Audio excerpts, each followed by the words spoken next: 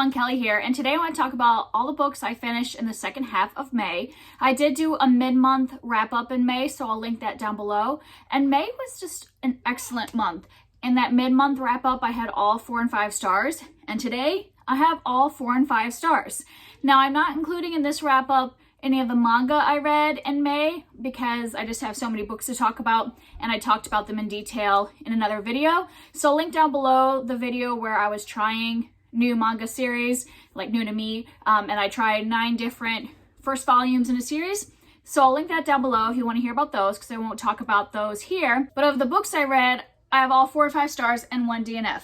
And I feel like I'm just trying to really pick books I think I'm going to love, and also if I'm not loving something, to just give it up, to DNF it. So that's kind of the theme I was going with for May, and it's going really well. So let's talk about these. The first, I'm just going to mention my DNF. So I was reading Invictus. Yeah, this is a time travel sci-fi book, and I've owned it for a long time. I got about 80 pages into it, and I just wasn't really liking it. Even in the first, like the split into sections, even in the first section, I wasn't really like getting on board with it, but I gave it a little more time.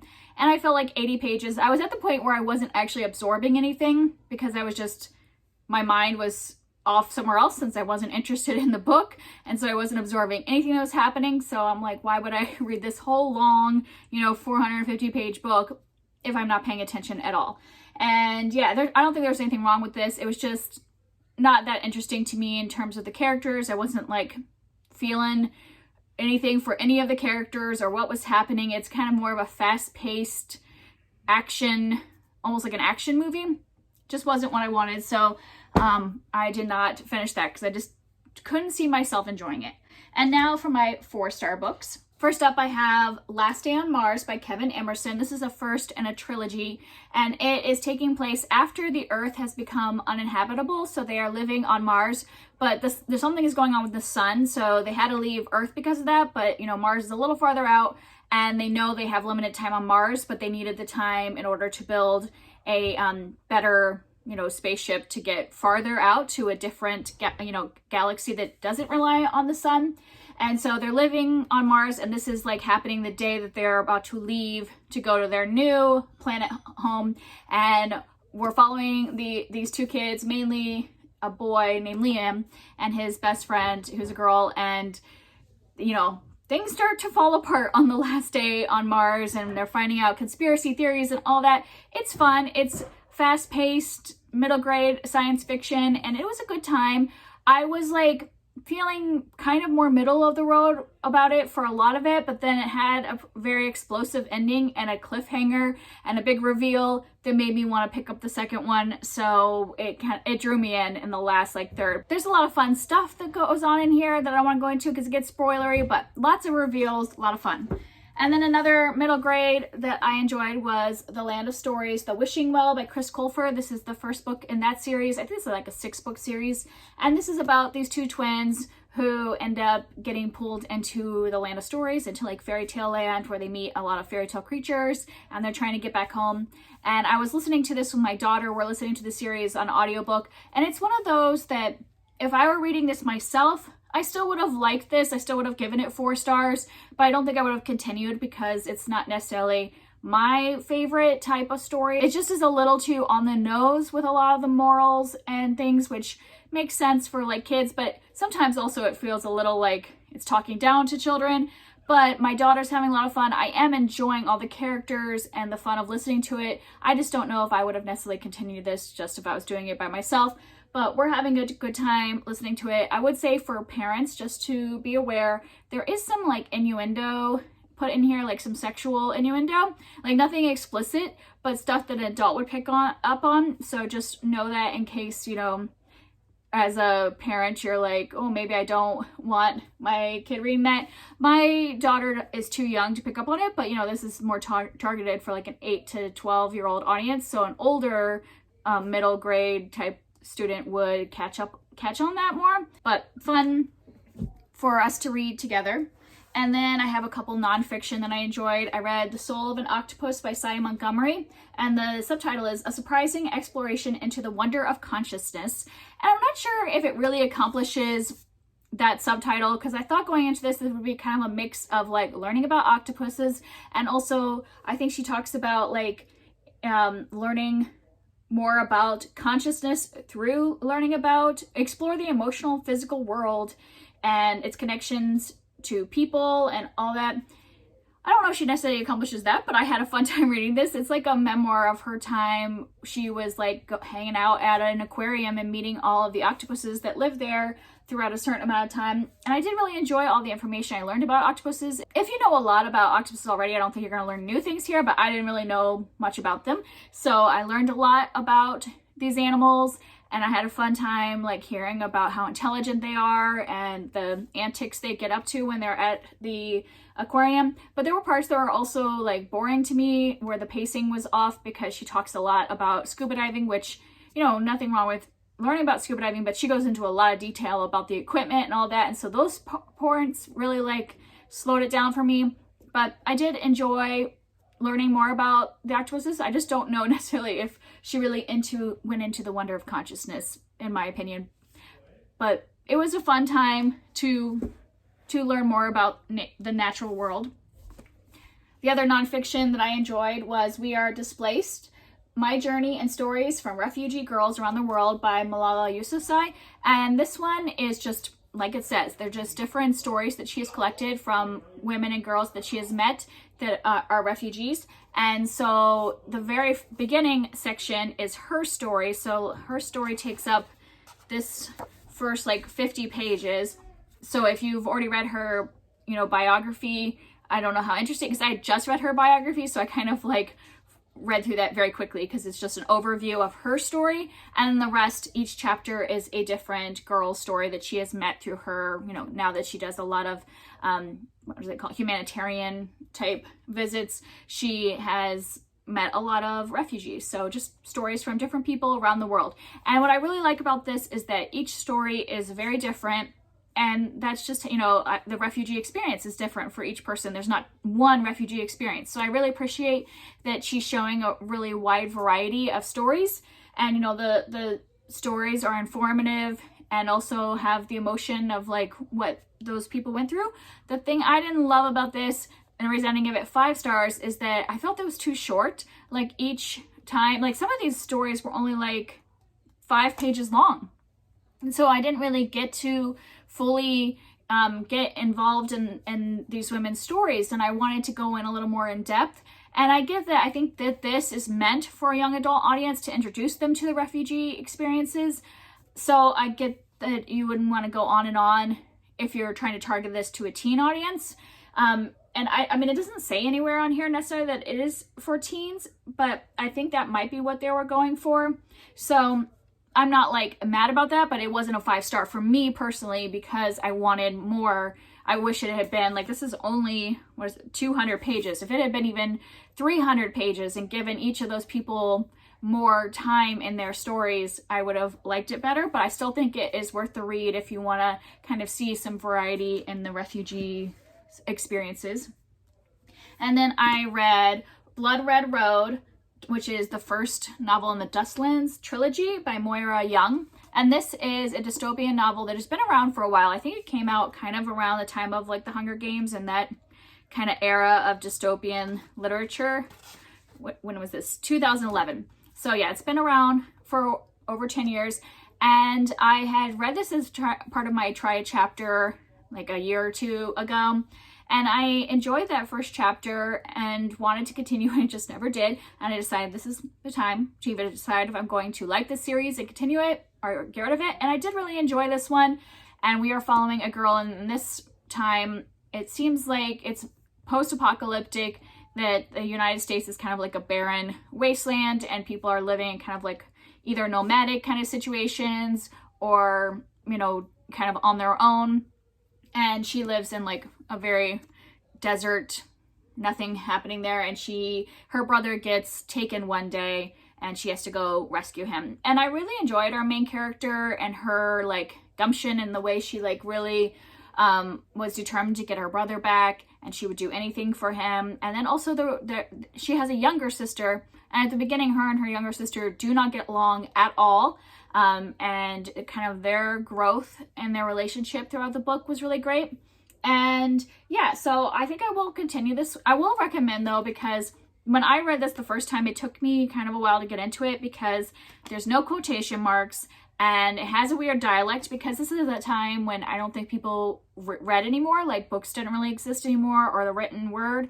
And so a lot of our common words are, pronounced differently because, if you have no written words to acknowledge what the sounds look like, the phonetics over time, those would be altered. And so there's a lot of like words that are weird, but I listened to the audiobook and it's so much easier to follow in the audiobook because you can kind of like, your brain automatically interprets what those words are, because they're like words we use now, but slightly pronounced differently. But I feel like my brain was able to interpret those better listening to it than trying to like look at a word and be like, what word are you trying to go for when you're writing, when you see the letters written out? Because, phonetically, I'm like, that's weird. So I would recommend doing an audiobook if you still are interested in some dystopian post-apocalyptic fiction. And yeah, I would like to continue that series and, find out what's going on. And then the last 4-star I have is Emily of Deep Valley by Maud Hart Lovelace. And this is one of the ones, I think, it's the first one that I'm talking about, that it was part of a video I did where I had my friend Kara from Wild Book Garden pick a bunch of books for me to read around my birthday as like a birthday treat for myself. And this is one of the ones she picked. And this was really enjoyable. This is a classic about a girl named Emily, and we're seeing her, that she's about to graduate from school, and she loved school and she really wants to go to college, but just because of like her situation at home, she's not able to do that. And this is taking place at a time, I can't remember what time period this takes place in. I think it's like early 1900s, like 1910s or something. And, as a woman, like if she's not going to school to become a career woman and she doesn't have any marriage prospects, she's just not really sure what her purpose in life is and what she's going to do. And so at the beginning, she's like kind of hard to follow because I felt bad for her, and like she just was really down on herself and her prospects in life. But as we go through the book, she really starts to come into her own and find out that she can be a part of her community and do things, like find things to do that give her purpose in life that don't involve marriage or college. And I really liked that growth throughout it.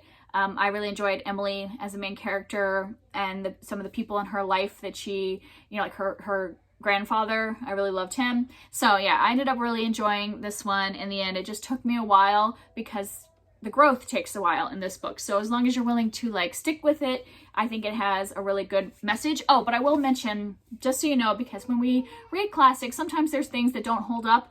There is like this whole thing where Emily interacts with a Syrian immigrant community. And I really like that part of the book of her getting to know this community and working together with them to, I don't want to give anything away of what they're trying to do. But the thing I will mention is there's some stuff that we wouldn't write it that way today. Like I'm sure at the time it was progressive, the way she and some of the other people were interacting with this community. But currently we wouldn't do those things, like ways in which they weren't respectful of the Syrian people's names or culture or things like that. So just keep that in mind, that there are some of those things in here that in the book, they're not trying to be mean. It's just, reading it from a current modern perspective, we're like, we wouldn't say those things now. But I think it still is worth the read. And now on to my 5-star books. I have 4 of them. So first off is a book that we read for school. We read Human Body Theater by Maris Wicks. And this isn't necessarily anything an adult would want to just pick up. But I think if you have kids, this is a great book for them to learn about the human body. So I just wanted to recommend it because if you have young children, my daughter loved this book. It's basically a graphic, nonfiction book, comic type style, where they introduce each section of, or each system of the body. So, and they do it by like a theater. So act 1 is the skeletal system, and each act is a new system of the body. And my daughter requested this all the time. we would we were learning about one system every week, and as soon as we would finish this, she's like, I want to keep reading. I'm like, no, we can't, we have to wait until the next week to start the new system. And she would just go up in her room and look at it. She can't read yet, but she would look and see what was coming, and she just loved this book so much and became super interested in learning about her body. So if you have a kid that maybe is a little hesitant about learning science, this is a great book to get them interested in learning about their body. All right, now moving on to a couple more books that I read for that vlog where Kara had recommended books. I read Disenchanted, The Trials of Cinderella by Megan Morrison. And this is a Cinderella retelling, but I just love this because I was never really a fan of Cinderella. I didn't really feel like Cinderella had much agency in her story. I didn't like how kind of the whole purpose was for her to get married so that she could get out of her situation in life. So I've never really liked that story, but I think that this book makes me rethink the fairy tale and see some of the themes you can pull out of it. I absolutely love this. So we are following Ella as one of our perspectives, and she is really passionate about labor rights because her mother died in a sweatshop due to she had an illness but still had to go to work because they didn't have sick leave and all that. So she's really passionate about labor rights, and she ends up in the same class as the prince.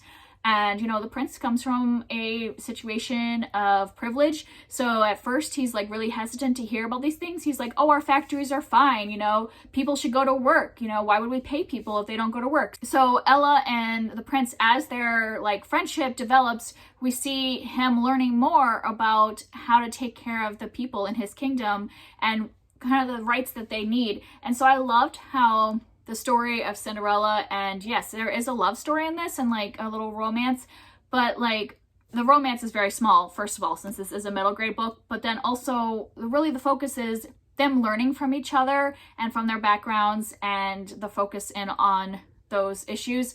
So I really love that. And then we also have a third perspective, which is her fairy godfather and all the stuff that's going on with they have a whole bunch of fairy godparents that are working with different people, and kind of seeing how that develops and how that organization is learning how maybe they're giving in too much to privilege and not really helping the people that really need help.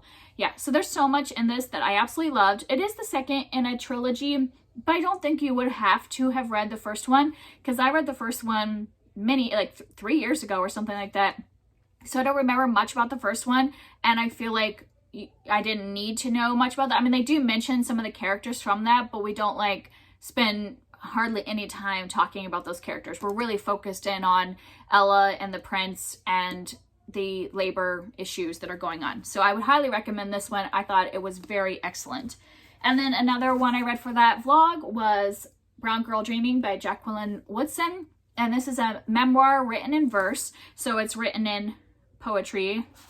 And yeah, this is just amazing. I just think that, and this is talking about her time growing up in the 1960s and 1970s as a Black woman or Black girl. And she just, I think, is objectively a great writer. Her writing is so beautiful, but yet succinct, and you can really get what she's trying to say. And I just felt from the very beginning I was pulled into her story, learning about her family and what was going on at that time and what she was feeling. And I just loved this whole thing. I was completely absorbed, and just makes me want to read everything by her. I have read 3 things by this author, and even the book that I didn't give 5 stars, I still was it's amazingly written. I would recommend it to anybody that's interested in the topic. So yes, everything that she writes so far, I would recommend and really love. So I want to read more of her work. I've so far only read her work that is targeted towards a younger audience, so I would like to read some of her adult books, but yeah, highly recommend this one if you haven't read it yet. And then the last book is one that I absolutely loved. I loved everything about this book. So this is The Last Quintista by Donna Barba Higuera. And this is a sci-fi middle grade book. And this won the Newbery Award in 2021, right? So it was awarded this year, but it was a book that came out last year. And this was excellent. I had never heard of it until I saw that it won the Newbery. And I was like, oh, I want to pick that up because it sounds interesting. This was so good. So good. So it's another one that's kind of like post-apocalyptic. The earth has become uninhabitable, so they need to leave, or there's a disaster about to happen that will make Earth uninhabitable. So they have to leave Earth. And so there are people that are going on spaceships to go and find a new Earth to terraform, a new planet to terraform. And we are following Petra, and she, like, at the beginning, you know, is getting on the ship and getting ready for her time in stasis and all that. And, you know, when she wakes up, things are much different. So it's supposed to be several hundred years in the future, and they're supposed to be about to get to their planet and everything. And stuff has gone on in those 300 years. And so she has to figure out what is going on and how she can kind of help save the human race. And yeah, this was just so amazing. I loved our main character, Petra, and I love that, like, okay, a lot of times in middle grade books, suddenly this, like, 12-year-old kid has all these specialty skills and has all this knowledge that they probably wouldn't have in reality and can get, you know, to save everyone. But this book, she has a way to get around, like, she has a logical way to explain why these kids have all these specialty skills and knowledge. And I just love that, because I hate it when it's just part of the plot device of, like, oh yeah, they just happen to know this really, you know, highly skilled thing. But this, like, makes sense of why these kids have that. I don't want to give anything away because I think just, like, learning about it along the way, but it makes total sense. I just loved our main character and her passion for stories. That's, like, one of the things she loves, like folklore. And there are different folklore stories in this, both from her heritage and then also just from different heritages. Like, she's talking about different cultural folklore. She just loves all folklore, and that connection to stories and how that makes us who we are as people, the stories that we have heard and the stories that we take to heart and all that, like the importance of storytelling.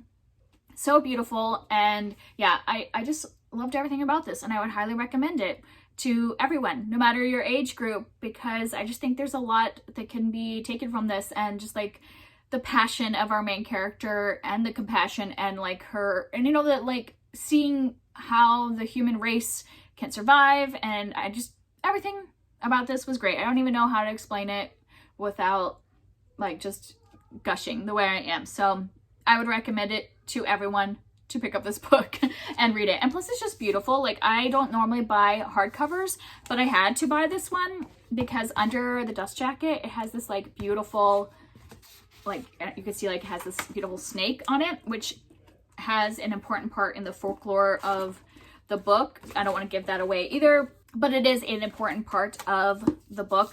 And yeah, I just think this is a beautiful book, both inside and out.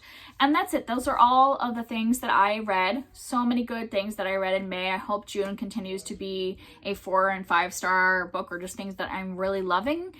I hope you are enjoying what you read, and I will see you next time. Bye.